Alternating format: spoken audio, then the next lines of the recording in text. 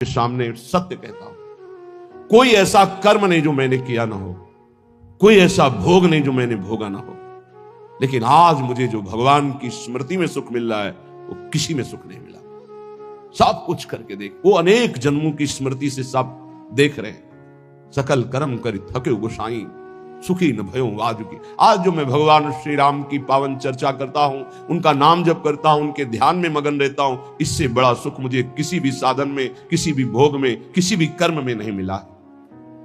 श्रीपाद कह रहे हैं, भ्रातर भोगा सुभक्ता, खूब भोग भोग लिए, तुम्हें याद नहीं है। जैसे कई बार हमने स्मृति दिलाई कि 9 महीने मां के गर्भ में इसी जन्म में रहे, कुछ याद है? 1% भी याद है तुम्हें?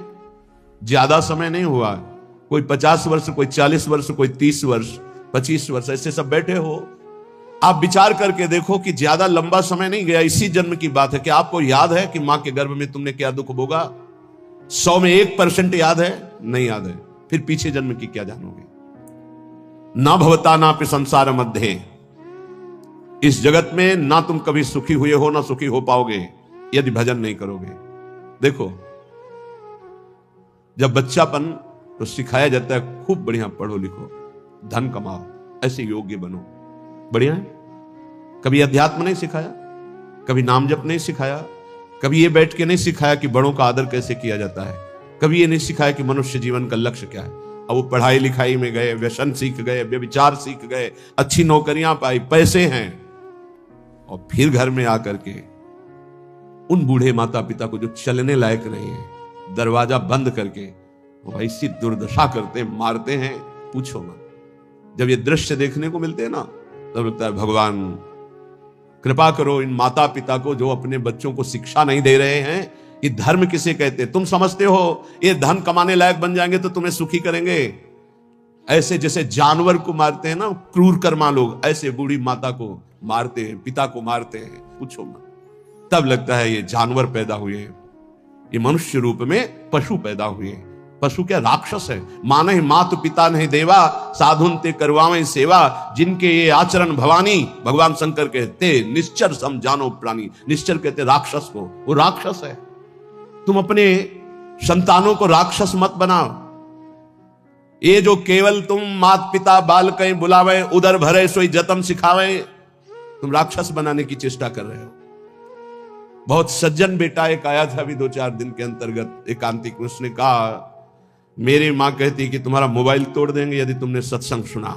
मेरा बाप कहता है कि तुमको हमारी कसम है यदि वृंदावन गए। यही बच्चे जब सतमार्ग से विमुख हो जाएंगे और शराब पीकर घर आएंगे, तब तुम्हारी पूजा करेंगे, तब तुम्हें अपनी कसम ध्यान आएगी कि अगर ये वृंदावन जाता, साधु समागम करता, तो आज लातों से न मारता। आज ये मेरी दुर्दशा न कर। चीख रहा है, क्या है? भ्रातर भोगा सुभुक्ता, भुगतोगे। ये जो कर रहे हो कर्म में भुगतोगे। तुम्हारे बेटा बेटी देख रहे हैं कि बुढ़े के साथ कैसा तुम कर रहे हो, वही इंतजाम तुम्हारे लिए रहेगा, वही इंतजाम, उससे बढ़ के ब्याज सहित। चिंता मत करो। इसलिए हम सबसे प्रार्थना करते हैं, ये कर्म भूमि है, जो बीज बोओगे वही फल काटोगे। आज देखने में लग रहा है कि माता पिता के साथ बड़ा अन्याय हो रहा है, लेकिन सत्य पूछो तो ये उनके कर्म का फल उनको देखने को मिल रहा है। न कभी राम बोले, न कृष्ण बोले, न हरि बोले, पूरा जीवन केवल इसी में लगाया। तो देख परिणाम, जिनके लिए जीवन लगाया वही तेरा जीवन लेने के लिए तत्पर हो रहा है, वो वही तेरा नाश कर रहा है। जिसको तूने सजाया वही तुझे दंड दे रहा है। क्यों? भगवान का विरोधी भाव रखने वाला कभी सुखी नहीं हो सकता। हनुमान जी महाराज रावण को कहते, हाथ जोड़कर विनती करता हूं, राम जी की विमुखता का त्याग कर दे, नहीं शंकर साहस विष्णु अज तो ही सकहि न राख राम कर द्रोही। मैं सभा में कह रहा हूं, ये हजारों ये भगवत स्वरूप महापुरुष भी तेरी रक्षा नहीं कर पाएंगे। तेरा विनाश हो जाएगा यदि तू भगवान से विमुख रहेगा। हे भ्रातर भोगा सुभुक्ता की न इव भवता नापि संसार मध्य, संसार के बीच में तूने क्या क्या नहीं किया। बहुत से पाप किए, बहुत से भोग भोगे। अब बुद्धि ठिकाने लगा लो, सावधान हो जाओ। अभी सब मिटा सकते हो, सब गलतियां मिटा सकते हो, अभी बहुत अच्छे बन सकते हो, अभी भगवत प्राप्ति कर सकते हो। पूरा जीवन गलती करता रहा, जामिल अंतिम में नारायण निकल गया तो भगवत प्राप्त हो गया। अपना पता नहीं कब अंतिम, अब सुधार लो। अगर हमारी आवाज आपके कान में पहुंच रही है, चाहे ऐसे समक्ष बैठे हुए या यूट्यूब में, आपके माता पिता कैसे भी हो, हमारी प्रार्थना है यदि वो वयोवृद्ध हैं चलने फिरने में असमर्थ हैं, तो पहले समझ लो उनकी बुद्धि भ्रष्ट हो गई है। तुम्हें मानना पड़ेगा। ये भ्रष्ट का मतलब होता है स्थिति से गिर जाना। अब वो ठीक नहीं बोलेंगे, वो आपको गाली देंगे। आप घी चुपड़ी रोटी सब्जी दाल सब देंगे, फिर भी वो आपको गाली देंगे। आपके रिश्ते नातेदारों से आपकी निंदा करेंगे, पर आप उनकी इस बिगड़ी हुई बुद्धि का रोष पूर्वक अनुगमन करते हुए उनको पीटना, उनको मारना, ये आचरण मत करें, क्योंकि उनकी कर्मानुसार बुद्धि बिगड़ चुकी है। अब अपने कर्म आप मत बिगाड़िए, वो आपके भगवान हैं। सच्ची मानिए, उनमें भगवान बैठे हुए हैं। ऐसे असमर्थ माता पिता को भगवान की तरह दुलार करोगे तो तुम सदैव श्री संपन्न रहोगे। लक्ष्मी तुम्हारे घर से नहीं जाएगी। और जिन घरों में माता पिता को त्रास दिया जाता है, जिन घरों में आए हुई पानी ग्रहण करके पत्नी के साथ अनर्थ नाना प्रकार की दोष वृत्तियां, वो घर कभी श्री संपन्न नहीं हो सकता, सुख संपन्न नहीं हो सकता। आप सत्संग सुनने आए हो, इसी का सुधार करना चाहिए। माता पिता आपके साथ क्या व्यवहार कर रहे हैं बिल्कुल मत देखो, ये मान लो कि ये पागल है। उनकी बातें मत सुनो, तुमका अपना कर्तव्य दे। तुम्हारा क्या कर्तव्य? हमको केवल अपना कर्तव्य देखना। हमें बहुत कष्ट होता है जब ये बात देखते हैं कि बूढ़े असमर्थ माता पिता के साथ ऐसा व्यवहार, तब लगता है कलेजा है इसका हृदय है कि भगवान ने पत्थर की रचना की इसके हृदय में। अरे और कौन? जिसने 9 महीने गर्भ में रखा, जिसने अपने रक्त का दूध बनाकर तुम्हें पिलाया, जिसने तुम्हारे मल मूत्र साफ किया। आज तुम हाथी जैसे जवान हो तो लात मारते हो, डंडा मारते हो, उनको गाली देते हो। चिंता मत करो, तुम्हारे लिए ब्याज सहित व्यवस्था है, ब्याज सहित दंड मिलेगा। अगर तुम्हें थोड़ा भी ये पता है कि भगवान है तो इतना समझ लो उनके वचन भी हैं। अवश्य में वो भोक्तव्यम कृतम कर्म शुभाशुभम, शुभ और अशुभ कर्मों का भोग भोगना पड़ता है। फिर माता पिता ये तो साक्षात भगवान है, इनके प्रति ऐसा ये कुछ भी बोले। हमने देखा है वयोवृद्ध आदमी की बुद्धि पतित हो जाती। पतित अगर जीवन भर भजन नहीं किया ना, तो पतित का मतलब होता है स्थिति से गिर जाना। भ्रष्ट होने का मतलब गिर जाना। अब उसको जो बोलना चाहिए वो नहीं बोल पाएगा। उस समय हमको क्रोध नहीं करना कि हम तो इतना खवाते पिलाते हैं, ये हमारी निंदा करते हैं। ये हम बहुत गूढ़ बात आपको कह रहे हैं। जिसने अपने माता पिता की सेवा कर ली, उसने भगवान को प्रसन्न कर लिया। उनके नाराज रहने पर, उनके गाली देने पर, उनके तिरस्कार करने पर भी। पर हमारी प्रार्थना है, हम जो शब्द कह रहे हैं उसे ध्यान से सुनिए। जो माता पिता असमर्थ हो चुके हैं, चलने फिरने लायक नहीं है, उनके वर्ताव और उनकी कट वचनों पर ध्यान न दिया जाए। उन्हें भगवान की तरह पूजन करके उनकी सेवा की जाए। जितने दिन जिए खूब मेहनत करके कमाओ, उनको खाओ पियाओ, कपड़ा लत्ता, सुखपूर्वक जीवन, तो तुम्हारा लोक और परलोक दोनों बन जाएगा। ये शब्द हम शर्त इसलिए रखते हैं कि जो माता पिता अपने कर्तव्य का पालन करना नहीं जानते हैं और अभी चल फिर रहे हैं, मनमानी आचरण करते हैं, गंदे विचारों का पोषण करते हैं, पोषण करने वालों का शोषण करते हैं, ऐसे माता पिता के लिए नहीं कह रहे। हम उन असमर्थ माता पिता के लिए कह रहे हैं कि जिनकी वास्तविक बुद्धि बिगड़ चुकी है, शरीर सेवा में समर्थ स्वयं नहीं रह गया है। अब हमारा कर्तव्य बनता है वो गाली दे, वो पड़े पड़े हगे, तो भी हमें उनकी सेवा करनी चाहिए। निश्चित भगवान प्रसन्न हो जाएंगे, निश्चित। हमने आपको कई बार उदाहरण में बताया है महाभारत का प्रसंग। एक महात्मा कश्यप नाम के थे, तो एक वृक्ष के नीचे बैठे ध्यानस्थ थे। जब एक बगुली बीट कर दिया तो ऐसे माथे से गिरा, तो ऐसे देखा और रोष पूर्वक देखा तो भस्म हो गई, आग लग गई और जलकर राख होकर गिर गई।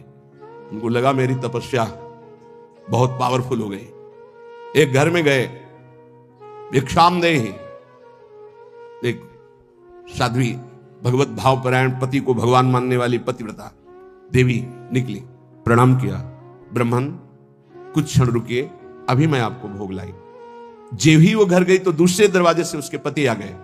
बिल्कुल ध्यान से सुना, अपने पति को साक्षात भगवान मानना, अपने पति की ही आराधना में तन्मय रहना, ये पातिव्रत बड़ा महान धर्म है।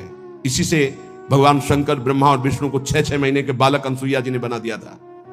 लेकिन ये बहुत दुर्लभ बात है जो अपने देह को पावन करके एक पति को समर्पित करके आजीवन वो देवी। ये भारत यति और सतियों का देश है। धर्म की यहां जय जयकार सदैव होती रही, होती रहेगी। हाँ, थोड़ा कम ज्यादा अंतर पड़ता रहेगा। अब आज क्या धर्म को समझे जो बॉयफ्रेंड गर्लफ्रेंड ये दलित दुराएं दिमाग में बैठ गई है, ये क्या समझेंगे कि धर्म किसे कहते, पातिव्रत धर्म किसे कहते, एक पत्नी व्रत किसे कहते हैं, जिसका पाणी ग्रहण किया, आजीवन निर्वाह किया। अब वो पति सेवा में पति को बैठाना, उनको जल पिलाना, फिर इसके बाद कहा भगवान आपके घर में एक अतिथि भगवान उस दरवाजे पर आए, आदेश हो तो मैं उनका स्वागत करूं, भिक्षा दे दूं। कहा तत्काल जाइए, तत्काल जाइए। वो कुछ फल फूल अन्नादि लेके गए। तो आप इतना विलंब क्यों किया? वो तो उस रोष में थे कि हमारा तप बढ़ चुका है, मैंने बगुली के देखा था वो भस्म हो गई। उनका भगवान शांत शांत, विलंब का कारण, मैं एक पतिव्रता हूं, मेरे प्रभु मेरे पतिदेव आए, मैं उनको आसन दिया, जल पिलाया, फिर उनकी अनुमति से आपको देने आई हूं।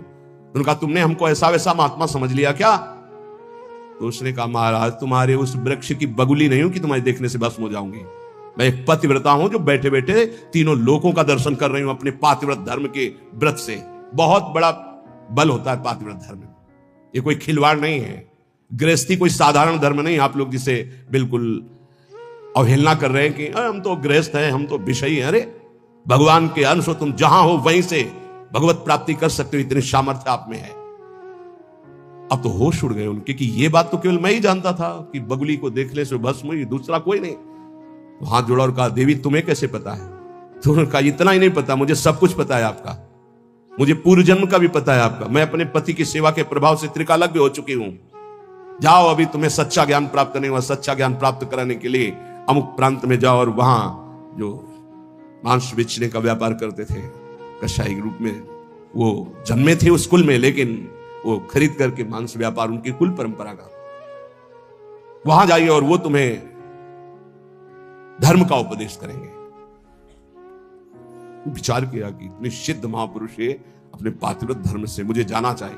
वहां गए तो कितना चाहिए, जो जितना वैसा घृणित, ये उपदेश करेगा धर्म का।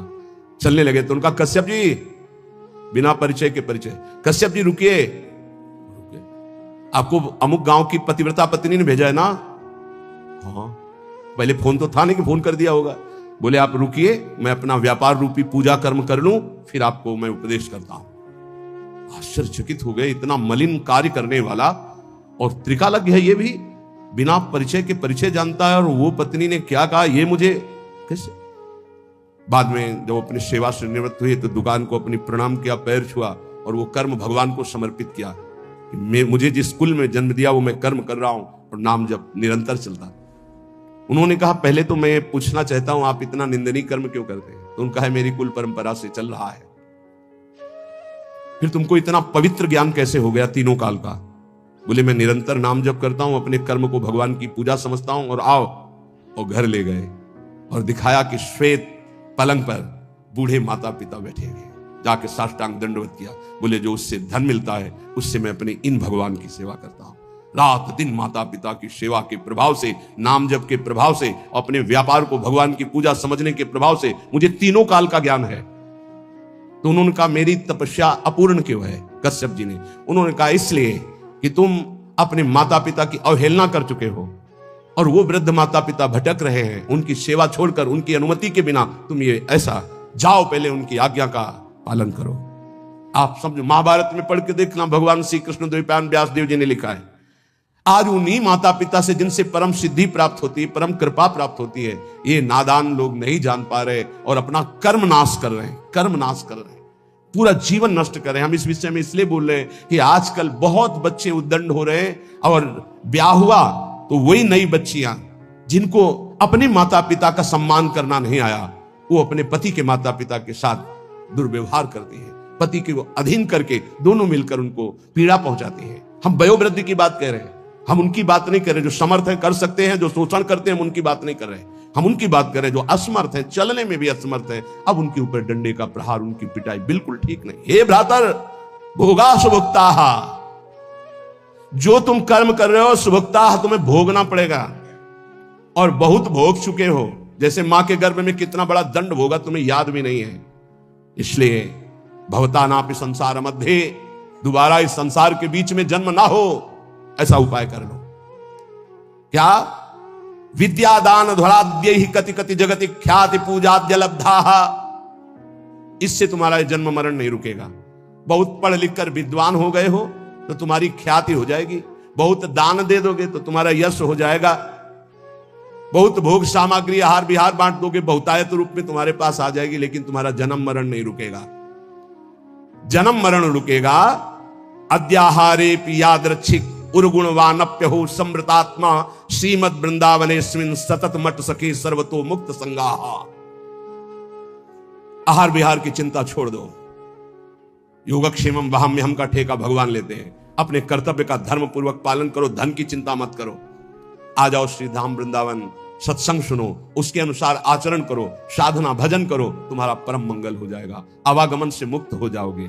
हे सखे, वृंदारण्यम त्यजेति प्रवदति यदि कोप्यस्य जिह्वाम छिन्नमि श्रीमद् वृंदावनान माम यदि नयति बलात् कोपितम हन्यवश्यम। यदि किसी ने मुझे वृंदावन से बाहर जाने की बात कह दी तो मैं उसकी इतनी अनन्य निष्ठा है श्रीपाद की, बोले आप एक बार आइए। उनसे कहना पड़ता है कि क्षमा कीजिएगा, श्रीधाम वृंदावन का क्षेत्र संन्यास है। क्षेत्र संन्यास का तात्पर्य होता है मैं जिस क्षेत्र में संन्यास ले रहा हूं उस क्षेत्र का कभी त्याग नहीं कर सकता, इसे क्षेत्र संन्यास, अनन्य निष्ठा। और कह रहे हैं यदि कोई मुझे रिश्ते नाते या किसी संबंध से बलात् वृंदावन से बाहर करने की कोशिश करेगा तो मैं उसको श्रीमद् वृंदावनान माम यदि नयति बलात् कोपितम हन्यवश्यम। बहुत जोर की बात है, बहुत होश में सुनना। ये दो बातें तो हो गई अनन्य निष्ठा की, अब रहने की बात कर रहे हैं। एक गजब की वृंदावन की निष्ठा श्रीपाद प्रबोधानंद जी की। जबान काटने का मतलब होता है मैं तुम्हारी बात नहीं मानूंगा। देखो नहीं, जैसे गुरुजन बात कर रहे हो तो आप उन्हें कहते क्यों बार बार हमारी जबान को काट रहा है, जो हमें बोल रहा हूं बात मान। जबान काटने के दो अर्थ होते हैं, एक मूर्खता पूर्वक अर्थ निकाला जाए तो बोले जबान पकड़ के काटना, और एक होता है बात ना मानना। इस सरल शब्दों में संत किसी की जबान नहीं काटते, संत उनकी बात नहीं मानते, यही है जबान काटना। बोले हमारी जबान को बार बार काट रहे हो, हम जो कह रहे हैं उसको नहीं मानना मतलब जबान काटना। उसको सरल शब्दों में समझिए। और मारना का तात्पर्य होता है हम आपको आज से अपना नहीं मानते। जैसे ध्रुवदास जी ने इसे सरल भाषा में कहा, माता मित्र सुतादित्य तज ध्रुव तिनको पास वृंदावन के वास को जिनके नाय हुलास। वो कोई भी हो, हम अपना संबंध नहीं मानते हैं जो हमें वृंदावन से बाहर कर सके, ऐसे इसका अर्थ लो। अब जो कह रहे हैं वो बहुत गूढ़ विषय है। कामम वेश्याम उपेयाम न खलु परिणया यान्यतो यामि कामम चौर्यम कुर्याम धनार्थम न तो चलति पदहंत वृंदावनान में। कैसे अर्थ पड़े, हिम्मत नहीं पड़े। कामम वेश्याम उपेयाम न खलु परिणया यान्यतो यामि कामम। बहुत ऊंची निष्ठा है, इसलिए समझ पाना बहुत कठिन है। ये बहुत बड़ी बात कह रहे हैं कि वृंदावन में मैं वैश्यागमन करके भी रहना स्वीकार कर सकता हूं, लेकिन वृंदावन के बाहर में बहुत बड़ी बात कह रहे हैं। मतलब उसका अर्थ करना कठिन है क्योंकि उनकी बहुत ऊंची निष्ठा से वो बात कर रहे हैं। भला ब्रह्मबोध संपन्न महापुरुष के अंदर कहीं कामना हो सकती है? भला ऐसे अंतःकरण वाले महापुरुष जो प्रेम में निष्ठ है उनके अंदर कहीं कामना हो सकती है? लेकिन निष्ठा की चरम सीमा का स्वरूप है ये। निष्ठा की चरम सीमा समझ पाना बहुत कठिन बात होती है, बहुत कठिन बात होती है। रसिक अनन्यमाल में एक चरित्र आता है कि वो उनके गुरुदेव भगवान हरिवंश महाप्रभु थे। उन्होंने बताया जैसे हरिराम व्यास जी को श्याम श्यामा पद कमल संग शिरनायो, श्याम श्यामा के चरणों की जो आराधना करने वाले भक्तजन उनकी आराधना से निश्चित प्रिया प्रीतम की प्राप्ति हो। उन्होंने गृहस्थ में थे, वो अपने घर में साधु सेवा विस्तार करने लगे। जो अब जहां जैसे संत सुनते उनके घर आते, तो एक नौजवान आदमी ने जो बिल्कुल कोई मतलब भजन साधन से नहीं, देखा बहुत साधु वेश में हलवा पूड़ी खवाया जाता है, दक्षिणा भी मिलती है, तो पाखंड वेश धारण करके, वो साधु नहीं था, वो वहां गया तो उन्होंने उसका पूजन किया वैसे ही जैसे संत सेवा करते हैं। अब वहां कोई रोक टोक नहीं थी, तो जैसे ये निष्ठा है ऐसे वो बहुत ऊंची निष्ठा, उसको सब लोग नहीं कर सकते, करना भी नहीं चाहिए। अब उनके घर में एक नवयुवती बच्ची थी जो ब्याह योग्य थी, और माता पिता और सब खूब वैभव ऐश्वर्य और साधु सेवा करते थे। रात्रि में छत में गर्मियों में शयन होता है, तो संत जो संत नहीं थे, केवल वेश मात्र था, वो कुछ ऐसी चेष्टा, बड़ा प्रसंगम सारांश में किया, निष्ठा का स्वरूप। सुबह हुआ, अब आंगन में माता पिता, और वो समझ गया था कि देख, अब वो घबरा रहा था, उसके प्राण व्याकुल होते कि मारे गए हम। हाथ जोड़ा दोनों ने, कहा प्रभु मैं सदैव संतों को भगवान मानता रहा हूं और आपको भी भगवान मानता हूं। आपने जो भी चेष्टा की मैं समझता हूं मेरे राधा वल्लभ लाल का ही इशारा था। आप इस बेटी का पानी ग्रहण करें, सारा महल और ये सब ऐश्वर्य आपका, और मुझे आदेश करें अब मैं अपने गुरु हरिवंश चंद्र जी के पास वृंदावन जाकर और चल दिए सब छोड़ के। ये ऐसी निष्ठाएं कहीं हजारों में नहीं होती, कोई बिरला। तो जैसे श्रीपाद कह रहे बहुत ऊंची निष्ठा की बात है, इससे साधारणतया ना ले लिया जाए, क्योंकि जो ब्रह्म बोध संपन्न महापुरुष है, नहीं स्वात्मा रामम विषय मृग तृष्णाम भ्रमयति, और दूसरा जो प्रेम में वहां कहीं गुंजाइश ही नहीं है, ये निष्ठा की केवल बात है। कह रहे कि यदि बोले चोरी करके खा लूं, चौर्यम कुर्याम धनार्थम न तो चलती पदम हंत वृंदावनान में, एक कदम वृंदावन से बाहर नहीं होऊंगा, चाहे मुझे छीन के खाना पड़े, चाहे चोरी करके खाना पड़े, चाहे वृंदावन वृंदावन वृंदावन। इसीलिए इसकी व्याख्या ज्यादा नहीं की कि ये अज्ञानी जीव नहीं समझ पाएंगे। परिहासे प्यन्या प्रिय कथन मुक्तोति बधिरहा।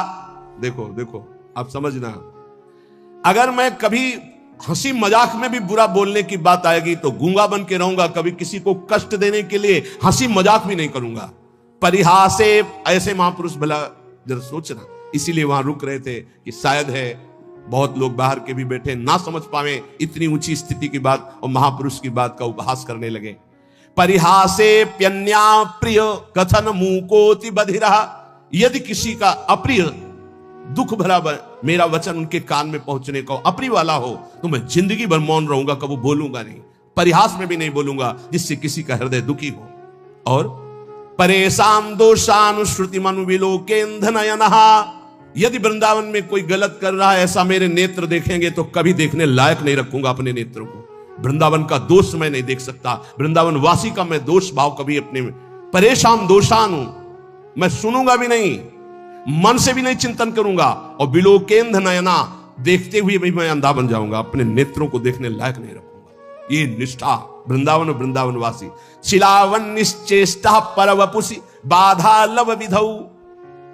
यदि कोई हमारे शरीर को पीटने लगेगा तो मैं बिल्कुल पत्थर की काष्ठ की तरह बन जाऊंगा, पीट लो, प्रारब्ध है इस शरीर, मैं पलट कर उसको थप्पड़ नहीं मारूंगा। इतनी बड़ी स्थिति को समझना है। ये ऐसा देखा है, महापुरुषों को देखा है, देखा है। आप लोग इस समय से आधुनिक वातावरण में है कि जहां वो कष्ट नहीं मिले हैं।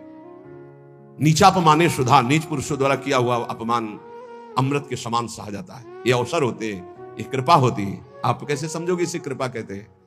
ये परीक्षा होती है भूमिका बदलने के लिए। ऐसे भूमिका बदलती है अध्यात्म की, बड़े बड़े महापुरुषों की। चाहे कोई कितना भी मुझे कष्ट दे, पीटे, मैं पत्थर के हृदय रख करके सह जाऊंगा कभी। शिलावन निश्चेष्टा, कोई चेष्टा ही नहीं करूंगा, पत्थर में जैसे डंडा मारो, कुछ नहीं बोला ऐसे। पर वपुष बाला लव विधो, लेश मात्र भी पीटने वाले को कष्ट नहीं होने देंगे। यही उमा संत के यही बड़ाई, मंद करत जो करे भलाई।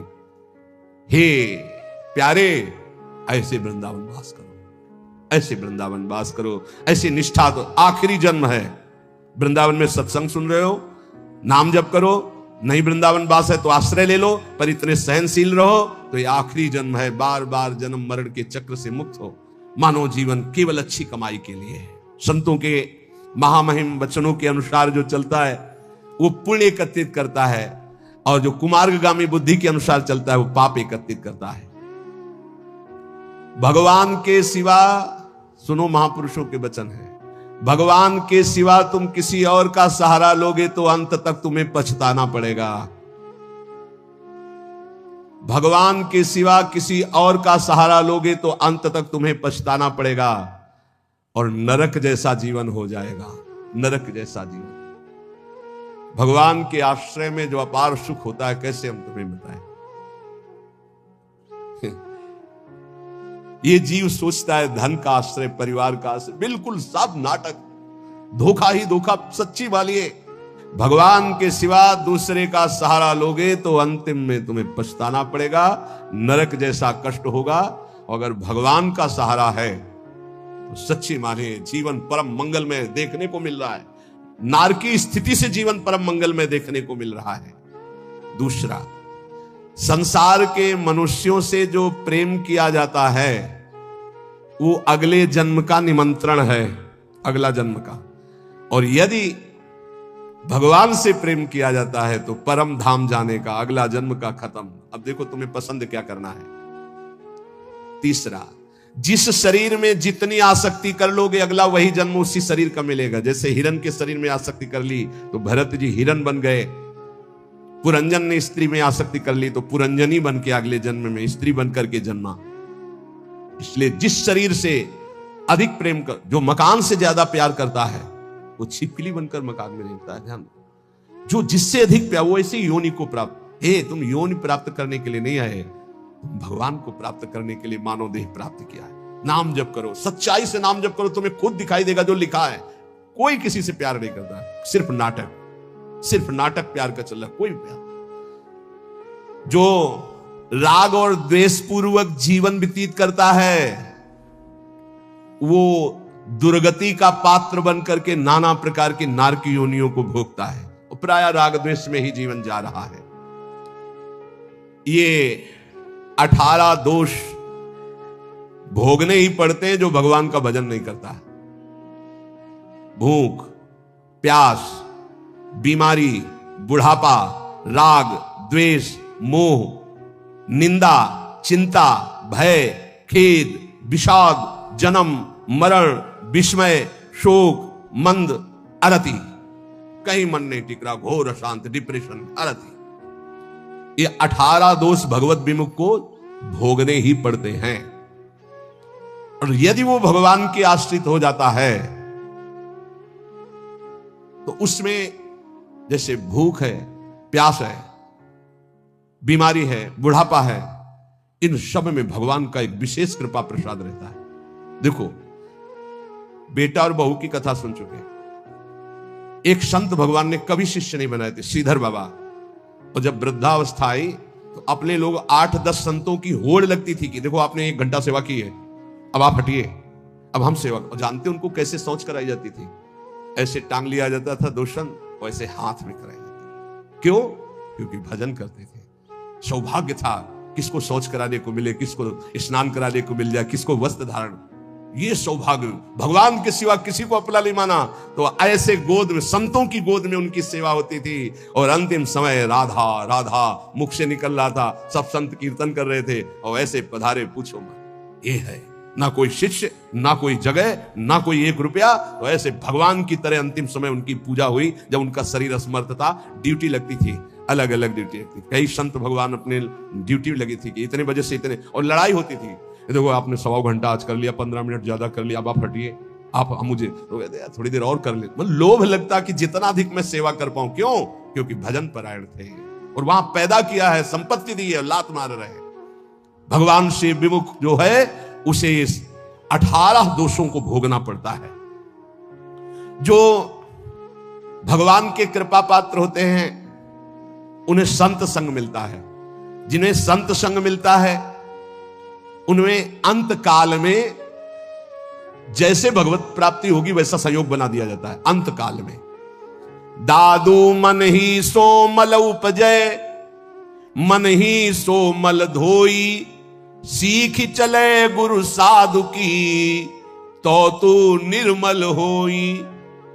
नाम जपे रुचि साधु को, साधु जपे रुचि नाम, दादू दोनों एक टक, यहु आरंभ यहु काम। कह रहे मन गंदा हो गया है, अब मन ही निर्मल हो तब बात बनेगी। कैसे निर्मल हो? बोले गुरु का उपदेश, साधु का संग, ये साबुन है, बहुत जल्दी मन को निर्मल कर देता है। बोले जब नाम जपे तब रुचि साधु की, जब नाम जपो कहे तो संतों में तुम्हारी प्रीति हो जाएगी, और जब संत नाम देंगे तब भगवान में प्रीति हो जाएगी। ये नियम है, ये सिद्धांत। गुरुमुख के प्राप्त नाम से ही भगवत साक्षात्कार होता है। दादू हरि साधु यो पाइये, अविगत के आराध, साधु संगति हरि मिले, हरि संगत सु साध। बोले जब हरि की कृपा होती तो साधु मिलते हैं, और जब साधु की कृपा होती है तो उस अविगत परमात्मा की आराधना शुरू होती है, तब वो हरि मिलते हैं। तो हरि की कृपा का फल साधु, और साधु की कृपा का फल हरि दर्शन। हरि जब अव्यक्त कृपा करते तब संत दर्शन मिलता है। अब मोहि भा भरोस हनुमंता, बिनु हरि कृपा मिले नहीं संता। तो मन भुवंग बहु विष भन्या, निर्विष क्यों न होई। दादू मिलिया गुरु गारुणी, तो निर्विष किया सोई। बोले ये मन बड़ा विष फैलाता है, काम क्रोध लोभ मोह मद मत्सर बड़ा विषयी बना दिया। तो बोले अब ये विष कैसे उतरे? बोले गुरु गारुणी, विष उतारने वाले गुरुदेव हैं। जो गुरुदेव ने नाम मंत्र दिया है उसको जपो तो मन का सारा विष उतर जाएगा, निर्विकार मन हो जाएगा। पूजा मान बड़ाइया, आदर मांगे मन, राम गहे सब परिहरे सोई साधु जन। सबके मन में होती है हमारी पूजा हो, हमारी मान हो, हमारी बड़ाई हो, हमारा आदर हो, लेकिन साधु वही है जो मान बड़ाई आदर को स्वीकार नहीं करता, इच्छा नहीं करता। सब में मेरे प्रभु है, सबको प्रभु को भाव से प्रणाम। इतने विराट रूप भगवान इतने रूप में आकर दर्शन देते हैं, ये भाव नहीं रखना। मान बड़ाई आदर इसका कहीं भी नहीं। मेरे प्रभु आकर मुझे दर्शन देते हैं, करुणा करके इतने रूपों में दर्शन देते हैं। जो भगवान को प्राप्त करना चाहता है वो साधु कैसा होता है? जो मान बड़ाई आदर आदि को भी स्वीकार नहीं करता। विष सुख माही रमि रहा, माया हित चितलाई। सोई संत जो उबरे, स्वाद छोड़ी गुण गाई। संसार के विषय भोगों में रम रहे जीवों का उद्धार कौन कर सकता है? बोले संत। बोले कौन संत? जो बोले केवल भगवान के गुण गा रहा, उसके बदले में कुछ नहीं चाहता है। अगर कुछ चाह है, रुपया पैसा भोग सामग्री स्वाद मान बड़ाई प्रतिष्ठा, तो उसकी वाणी का प्रभाव नहीं पड़ेगा। विषयों में फंसे हुए, माया में फंसे हुए जीवों का उद्धार किससे होता है? बोले संत से। बोले किन संत से? बोले सोई संत जन उबरिया, जो स्वाद छोड़ी गुण गाय। स्वार्थ स्वाद इनको छोड़कर कोई भी चाह नहीं, केवल स्वांता सुखाए तुलसी रघुनाथ गाथा। बोले ऐसे संतों की वाणी से माया में फंसे हुए लोगों का उद्धार होता है। साधु मिले तब उपजय, हृदय हरि को ध्यान। दादू संगति साधु की, अभिगत पुरवै आन। बहुत शीघ्र परमात्मा प्राप्ति होती है ऐसे संत महात्मा के संग से। उनके बताए हुए ध्यान नाम गुण कीर्तन से बहुत जल्दी भगवत साक्षात्कार होता है। प्रेम कथा हरि की कहें, करें भगत ल्यो लाई। पिबे पिबावे राम रस, सोजन मिलवो आई। बोले बड़े संतों की पहचान क्या होती है?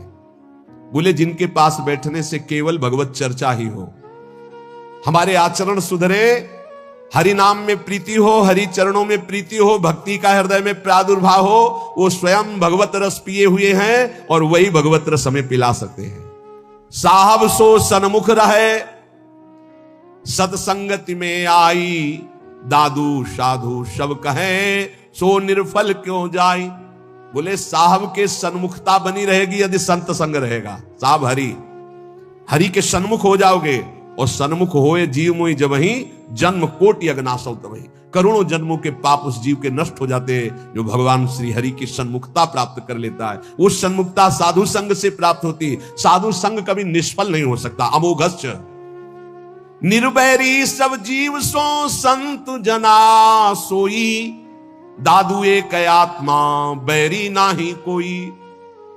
संत वही, किसी भी संप्रदाय की मेड़ में नहीं, सब पूरा विश्व विश्वंभर सब जगह भास, एक ही परमात्मा तत्व अनंत ब्रह्मांडों में है। फिर मृत्यु लोक की बात क्या? निर्वैरी सब जीव सो संत जना सोई। सब किसी से बैर नहीं, सब अपने हैं, सब अपनी आत्मा है। दादू एक है आत्मा बैरी ना ही कोई। काहे को दुख दीजिए घट घटा तम राम। दादू सब संतोषिए यही साधु को काम। घट घट में हमारे प्रभु रमे हुए हैं। जो उसका साक्षात्कार कर लेता है वही भगवत प्राप्त होता है। कैसे साक्षात्कार होता है? एक है अक्षर पीव का सोई सत कर जानी। हरि नाम सतगुर कहा दादुर सो परवाणी। जो गुरुदेव ने अक्षर बोला बस उसी पकड़। ये बहुत जगह महापुरुषों से मिला है। गुरु द्वारा दिए गए नाम मंत्र का अद्भुत चमत्कार है, बस उसी में लग जाओ। जितना जपोगे उतना ही लाभ मिलेगा। दादू नी का नाम है, तीन लोक तरी जाए। रात दिवस रटिबो करे। रात दिन बड़े भाग्यशाली जिनको ये पता है कि जाना है मुझे, तो खूब अधिक धन कमा ले, नाम रूपी धन।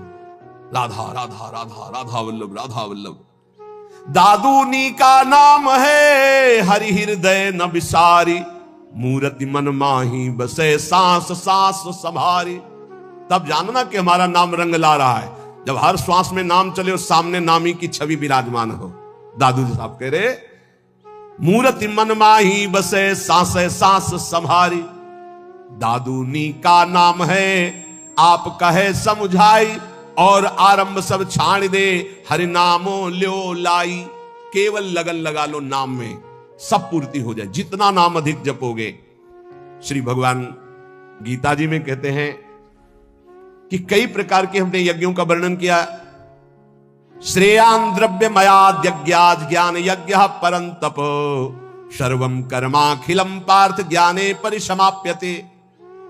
बड़ी यज्ञ अभी कल चर्चा की थी कि श्री भगवान ने बताया ब्रह्म यज्ञ, द्रव्य यज्ञ, स्वाध्याय यज्ञ, तप यज्ञ, प्राणायाम यज्ञ, भगवद अर्पण यज्ञ, अभिन्नता यज्ञ, कर्तव्य कर्म रूपी यज्ञ, विषय हवन रूपी यज्ञ, समाधि रूपी यज्ञ, योग यज्ञ, स्तंभ प्रवृत्ति, ये सब यज्ञ हैं। इन सब यज्ञों में भगवान कह रहे हैं जो द्रव्य यज्ञ है, रुपया पैसा से जो यज्ञ होती है, ये जितनी भी यज्ञ हैं इन सब में ज्ञान यज्ञ श्रेष्ठ है। सर्वम कर्माखिलम पार्थ ज्ञाने परिसमाप्तये, इसलिए श्रेयान द्रव्य मयाद यज्ञाज ज्ञान यज्ञ परंतप। परम कल्याण जो होता है वो ज्ञान होने से होता है। इतना तो ज्ञान हो जाना चाहिए कि हमारा स्वरूप भगवान का अंश है, भगवत स्वरूप है। हम शरीर में फंस गए और मुझे मुक्त होना, इस शरीर से, इस शरीर से मुक्त होना है। अगर इस शरीर से मुक्त नहीं हुए तो बहुत घटिया शरीर मिलने वाले हैं, कीड़ा मकोड़ा कितने योनियां हैं। जो रुपए से यज्ञ होती है उसमें महत्ता धन की होती है, इसलिए वो परम लाभ नहीं प्राप्त हो पाता द्रव्य यज्ञ के द्वारा। द्रव्य यज्ञ में सब पदार्थ आ जाते हैं यज्ञ के, क्योंकि वो सब अर्थ से प्राप्त होते हैं। एक द्रव्य यज्ञ करे 10 अश्वमेध यज्ञ, और एक बार श्री कृष्ण को भाव से प्रणाम कर ले तो 10 अश्वमेध यज्ञ करने वाला श्री कृष्ण को प्रणाम करने वाले की बराबरी नहीं कर सकता। अब आप विचार करो द्रव्य यज्ञ कितना छोटा है जिसको बहुत बड़ा माना जाता है। यहां भगवान कह रहे हैं द्रव्य यज्ञ से श्रेष्ठ है ज्ञान यज्ञ, क्योंकि सभी यज्ञ कर्मजन्य और कर्म करने वाले में यह रहता है कि मैंने ये किया। एक हमने देखा है यज्ञकर्ता को अभिमान रहित, अंदर के कितने विशुद्ध भाव होते हैं धार्मिक पुरुषों में। उनकी मैदा की कई फैक्ट्रियां थी, वो आते थे पूर्व गुरु आश्रम में जब संन्यास मार्ग में थे, 10 गाड़ी उनके साथ होती थी। बहुत दूर से गाड़ी और पादुका उतार करके सबको वहीं रोक कर अकेले आते। उन्होंने जब यज्ञ कराई, सब जो यज्ञ के, एक हाथ में टोकरी एक हाथ में सोनी, जहां कोई खा पी के फिर हर सुविधाएं सब पवित्र वैदिक सिद्धांत से होना, और उनका काम केवल यही था झाड़ू और टोकरी ले। पूरे किलोमीटर में यज्ञ मंडप था, पूरी सब व्यवस्थाएं, और अकेले, किसी का चंदा नहीं, खूब अर्थ था, और वो स्वयं ये करते थे। जब कोई उनसे पूछता यज्ञ, कहीं भी कोई पोस्टर बैनर नहीं, और कोई पूछता यज्ञ कौन कराते, तो हमें तो पता नहीं, हम तो यहाँ दोना पत्तल फेंकने की सेवा मिली, बस वो जानते हैं। कोई नहीं जानता था यज्ञ कौन करा रहा। खूब आनंद मन। ऐसे कोई द्रव्य यज्ञ करने वाले बिरला होते हैं जो भगवत समर्पित होते हैं, पर उनको ज्ञान है इस बात का कि तो दियम वस्तु गोविंदम तुभ्यमेव समर्पये, देनहार कोई और है देते रहते दिन रैन, लोग भरम मोपे करे तासो नीचे नयन। ऐसे वो महान गृहस्थ में रहते हुए भी वो महान याज्ञिक थे, यज्ञ करने वाले। तो जब द्रव्य यज्ञ कराई जाती है तो उसमें कहीं ना कहीं अहम स्फुरित हो जाता। मैंने इतने करोड़ अर्पित किए, मैंने इतने लोगों को पवाया, तो जीवन मुक्त होने के लिए वो पर्याप्त नहीं रहेगा, क्योंकि अहम का लय होना चाहिए। इसीलिए भगवान कह रहे हैं सर्वम कर्माखिलम पार्थ ज्ञाने परिसमाप्तये। ज्ञान में क्या होता है, अहम का नाश हो जाता है। इसलिए भगवान यहां कह रहे कि सबसे बढ़िया यज्ञ है ज्ञान यज्ञ। अंतःकरण में 3 दोष होते हैं जिनके कारण भगवत साक्षात्कार नहीं हो पाता। मल कहते हैं संचित पाप को। जो संचित पाप होते हैं उनके कारण भजन में मन नहीं लगता। जहां भजन शुरू करोगे, भगवत मार्ग की बातें शुरू करोगे, तो पाप आकर्षण शुरू हो जाएगा, इसे मल कहते हैं। दूसरा होता है विक्षेप, चित्त का चंचल होकर बार बार भोगे हुए विषयों का चिंतन करना, इसे विक्षेप कहते हैं। आवरण कहते हैं अहंकार, अज्ञान। इन तीन के कारण जीव की भगवान में रुचि नहीं होती और भगवान की प्राप्ति में बाधा ये तीन पहुंचाते। मल, संचित पाप, विक्षेप, भोगों के प्रति चित्त का चंचल होना, आवरण, अहंकार, अज्ञान। जब हम कोई भी कर्म करते हैं तो उसमें ये आवरण ढक जाता है, अहंकार, मैंने ये किया, और जहां ये हुआ मैंने ये किया तो उसका कल्याण नहीं हो पाता। ये खास बात है, उसका फल मिलेगा, उसे भगवत प्राप्ति नहीं हो पाएगी। अहंकार विमूढ़ात्मा करता हमें तिमंडते, अहंकार में मूढ़ता बनी रहती है और ये रहता है कि मैंने ये किया, और जब मैंने ये किया तो अवश्य भोगना पड़ेगा, चाहे शुभ हो या अशुभ हो, भगवत प्राप्ति नहीं होगी। जब हमें किसी महापुरुष का आश्रय मिलता है, संत महात्मा का, और वो जब हमें उपदेश करते हैं तब हमें समझ में आता है कि सारे कर्म भगवान के लिए करने हैं। हमारे पास जो शारीरिक बल, रुपया, पैसा, भोग सामग्री, सब श्री भगवान की, तो हम भगवत भाव से जब कर्म करके भगवान को समर्पित करने लगते हैं तो हमारे अंदर के दोष नष्ट होने लगते हैं। मल पहले नष्ट होगा, संचित पाप भस्म होंगे। अब हमको थोड़ा विवेक आने लगा कि जितने भोग भोगे उनमें कोई सुख तो है नहीं, तो बार बार चित्त जो भोगों की तरफ जा रहा था उसे वापस करने लगे, तो विक्षेप नष्ट होने लगा। अब अहंकार भगवद अर्पित होकर के चरणों में चला गया, तीनों ठीक हो गए। मल, विक्षेप, आवरण जहां हटा, सामने सच्चिदानंद भगवान का उसको अनुभव हो जाता है। अब बोले ये मल, विक्षेप, आवरण हटाने के लिए जो साधु संग चाहिए, गुरु का संग चाहिए, वो कैसे प्राप्त हो? बोले जब विवेक, वैराग्य, समदमादि सठ संपत्ति, मुमुक्षता, श्रवण, मनन, निधिध्यासन, तत्व पदार्थ संशोधन, ये जो दैवी भागवती ज्ञान के साधन है, इनकी जब प्राप्ति की इच्छा होती है तो गुरु बनाने की इच्छा होती है। कोई ऐसे संत मिले, कोई ऐसे सदगुरु मिले। देखो भगवान सामने विराजमान है अर्जुन के, और कह रहे हैं कि जब कभी मल, विक्षेप, आवरण हटाने के लिए ज्ञान की आवश्यकता होती है तो गुरु की प्राप्ति की इच्छा होती है। तो अपने मल, विक्षेप, आवरण को हटाने के लिए, कल्याण प्राप्ति के लिए, मंगल के लिए, सुख प्राप्ति के लिए, ज्ञान यज्ञ के लिए, तत्व ज्ञान के लिए किसी संत का आश्रय लो। कैसे? बोले तद्विद्धि प्रणिपातेन परिप्रश्नेन सेवया उपदेक्षन्ति ते ज्ञानम ज्ञानिनः तत्वदर्शिनः। भगवान से पहले प्रार्थना करो कि हमको तत्वज्ञानी महात्मा मिल जाए। बड़ा मुश्किल है तत्वज्ञानी महात्मा मिलना। ये छोटी छोटी मेड़े ऐसी बन गई हैं, लड़ाई झगड़ा, एक दूसरे की निंदा स्तुति समझे नहीं पा रहे। जैसे जमीन में खड़े होकर देखो तो कोई 7 खंड की, कोई कुछ ऐसे बिल्डिंग, और थोड़ा हेलीकॉप्टर में बैठ के देखो ऊपर उड़ के, तो सब एक जैसा दिखाई देने लगेगा। तो जो ऊंचाई में चढ़ा हुआ महापुरुष है वो एक जैसा दिखता है, सब जगह एक है। देखो शास्त्रों में हमने, वैदिक सिद्धांतों में भी पाया, आ ब्रह्म है, आ। अब आप कुछ भी बोलो, आ निकलेगा। सर्वव्यापी ब्रह्म आ है, ये हमने शास्त्रों में पाया। का, खा, गा, चा, छा, टा, ज्ञा, का से लेके ज्ञा तक कोई भी अक्षर बोलो, आ निकलेगा। अब जो अक्षर है वो ब्रह्ममय है। ऐसे चराचर जगत ब्रह्म में, सर्वम खलमिदम ब्रह्म। अब ये वेद सिद्धांत पढ़ते हो, लड़ाई झगड़ा कहां रह गया, कहां निंदा स्तुति रह गई, कहां राग द्वेष रह गया, कहां छोटा बड़ा रह गया, कहां अपना पराया रह गया। यही समझ। सनातन आकाश की तरह है, ध्यान रखना।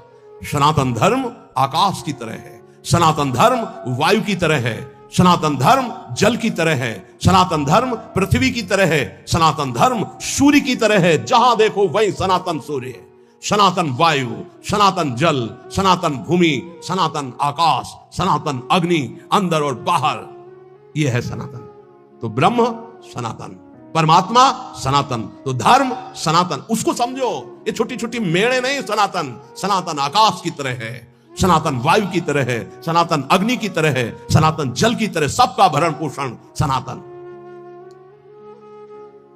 भगवान सबसे पहली बात कह रहे हैं, ज्ञानिनः तत्वदर्शिनः। किसका संग करना है? तत्वज्ञानी का। हरिवंश महाप्रभु कह रहे हैं, कैसे प्रिया प्रीतम के प्रेम में जाओगे? बोले ये क्रूरापि पापिनो न च सताम संभास्य दृश्यास्य सर्वान् वस्तुतया निरीक्ष परम स्वाराध्य बुद्धिर्मम।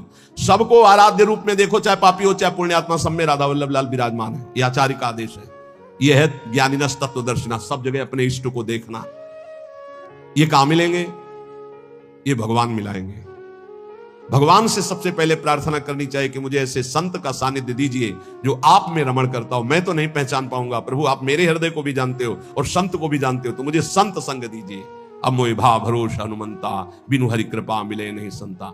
और जब संत मिले तब क्या करो, तो बोले तद्विधि प्रणिपातेन परिप्रश्नेन सेवया। अर्जुन, पहले उन महापुरुषों के पास जाए तो जाकर उनको साष्टांग दंडवत करे। संपूर्ण आत्मसमर्पण का भाव साष्टांग दंडवत में माना जाता है। ऐसा भगवान क्यों कह रहे हैं? क्योंकि बिना श्रद्धा के आपको ज्ञान प्राप्त नहीं हो सकता। श्रद्धावान लभते ज्ञानम।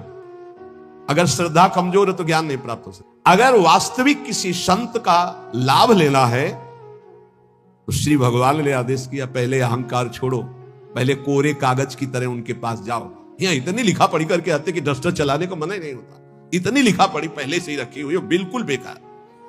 आप सच्ची मानिएगा 70 वर्ष जीवन के हो गए, अभी तक ये नहीं निर्णय कर पाए कि मुझे चलना किधर है। अहो भाग्य है आप लोगों का जिनको ये चित्त का समाधान हो गया कि मेरा मार्ग क्या है। नहीं, 70 वर्ष हो गए और अभी ये नहीं पता कि चौराहे पे खड़े कि जाऊं किधर, ज्ञान मार्ग में जाऊं कि ध्यान मार्ग में जाऊं कि योग मार्ग में जाऊं, भजन मार्ग में जाऊं कि, अभी तक ये निर्णय नहीं।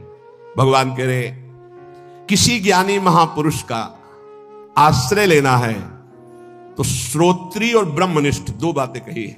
श्रोत्री कहते हैं जिन्होंने खूब गुरुजनों के चरणों में बैठकर शास्त्रों का श्रवण किया है, और ब्रह्मनिष्ठ जो उसी तत्व में स्थित हो चुके हैं। ऐसे महापुरुषों से निवारण होता है संसार का, जिनका एक ही उद्देश्य केवल श्री भगवान और भगवान में स्थित है। भगवान आदेश करते प्रणिपातेन, उन महापुरुषों के पास जाए, हाथ जोड़कर साष्टांग दंडवत करे। नीचवत सेवेत सदगुरुम, अपने को सबसे नीचवत मान करके सदगुरु का सेवन करें। कभी भी शरीर से गुरु का निरादर न करे, तिरस्कार न हो, इसलिए गुरु के सामने नम्र सरल और जिज्ञासा के भाव से उनकी आज्ञा पूर्वक सेवा करें। अपने आप को गुरु के चरणों में सबसे छोटा अधीन सेवक समझे। शरीर और वस्तुएं दोनों गुरु के आज्ञा के अनुसार हैं।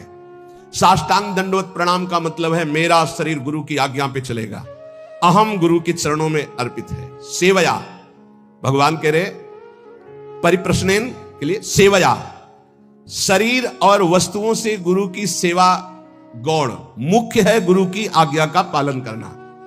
जिससे गुरु प्रसन्न हो बस वही कार्य करना। उनकी प्रसन्नता प्राप्त हो गई, उनके मन के संकेत के अनुसार तुम्हारी चेष्टा हुई, उनकी आज्ञा के अनुकूल तुमने कार्य किया, तो प्रश्न करना ही नहीं पड़ेगा, उत्तर तुम्हारे हृदय में अपने आप आ जाएगा। देख लेना, संत महापुरुषों की सबसे बड़ी सेवा होती है उनके संकेत के अनुसार चलना, उनके इशारे को समझना, वो किधर चलाना चाहते हैं, वो क्या चाहते हैं, अपना जीवन उनकी आज्ञा में अर्पित करना। संतों को जितना सिद्धांत प्रिय है उतना अपना शरीर प्रिय नहीं है।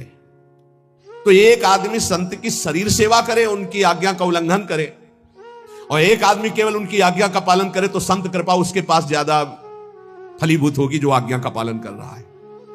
संत सिद्धांत की रक्षा के लिए अपने प्राण त्याग सकते हैं, इसलिए सच्चा संतों का सेवक वही है जो उनकी आज्ञा का दृढ़ता पूर्वक पालन करता है। तो पहले प्रणिपातेन साष्टांग दंडवत, सेवया तन्मन वचन से उनकी सेवा, फिर परिप्रश्नेन, तब प्रश्न बनता है। केवल प्रश्न होना चाहिए परमात्मा की प्राप्ति का। अब जैसे लौकिक सांसारिक बातों को आप हमारा भी समय नष्ट करेंगे, अपना भी समय नष्ट करेंगे, वो तो आप भोग ही रहे हो। आप उनसे कैसे निकल पाओ, इसके लिए तो संत समागम मिला है। अब वहां आकर भी प्रपंच की चर्चा, अब हम कैसे बताएं। अब हमसे आकर के मान लो वोट का समय चल रहा है, हम तो खुली बात करते हैं, हमारा उद्देश्य भगवत प्राप्ति का है। अब हमारे पास आए साष्टांग दंडवत किए बैठे हो, भी वोट में खड़े हैं, आपका आशीष चाहिए, तो भाई जय विजय इस पर ध्यान न देकर राष्ट्र सेवा पर ध्यान दो। बाहरी जय विजय कोई विशेष बात नहीं, राष्ट्र सेवा की प्रीता ही विजय श्री है। तुम हार होते हुए भी हारोगे नहीं यदि राष्ट्र सेवा का भाव है, और यदि राष्ट्र सेवा का भाव नहीं पद भोग का है तो विजय होते हुए भी तुम्हारी हार है, वो कोई खास बात नहीं। महाराज श्री ने विजय श्री का आशीर्वाद दिया। हम कहते हैं